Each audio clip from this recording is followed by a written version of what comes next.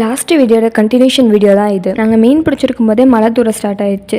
சரி லைட்டாக தூரும் போதே வீட்டுக்கு போயிடலான்னு கிளம்பிட்டோம். நாங்கள் வண்டியில் வரவே மழை வேகமாக தூர ஆரம்பிச்சிருச்சு. நினைஞ்சிட்டே தான் வீட்டுக்கும் வந்தோம்.